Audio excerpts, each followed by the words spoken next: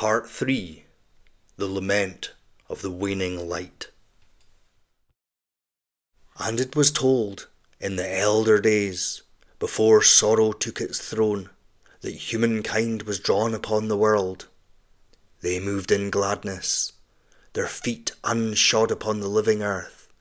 They danced in the glades of birch and pine, their flutes rising like skylarks towards the sun. No shadow knew their hearts, for all was still and kind beneath the gaze of the fairy, who watched from the veiled places where starlight dreams. She saw them laugh by the rivers and linger by the fires, and in their laughter her own song was returned to her.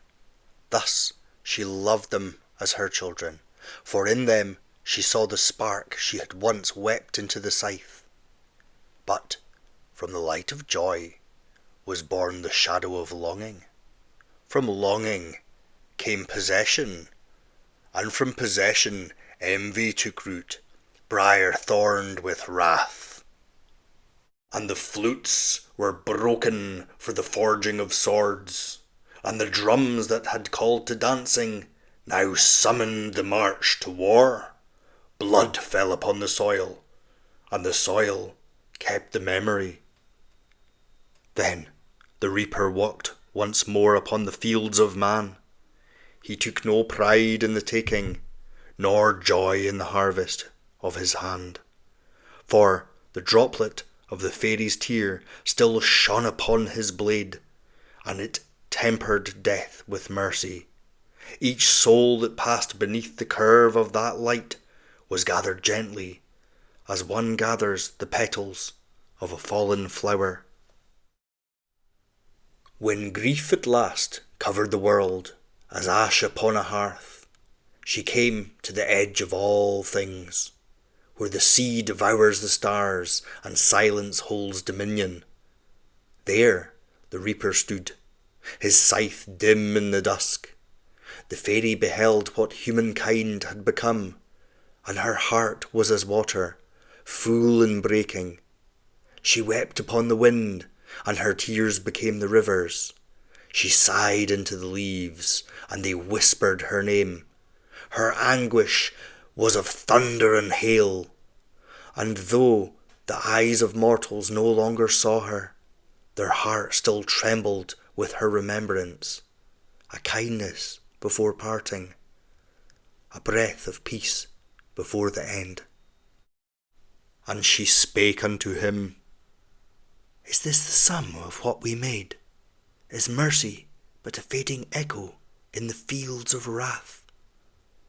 And the reaper answered, It is not the end, bright one, but the return. All that lives must fall to rest, and all that rests shall bloom again.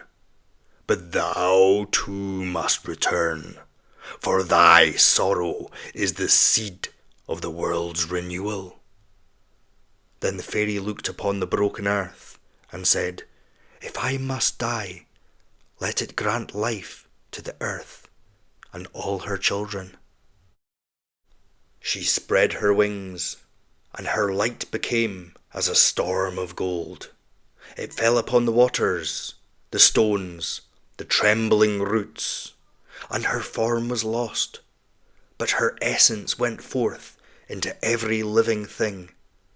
Her laughter became the murmur of waterfalls, her breath the shimmer on dragonfly wings, her grace the glint of dawn upon the eyes of humankind.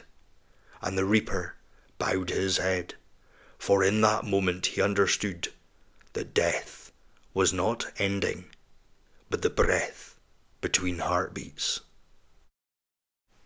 So it was written, the fairy sleeps within the earth.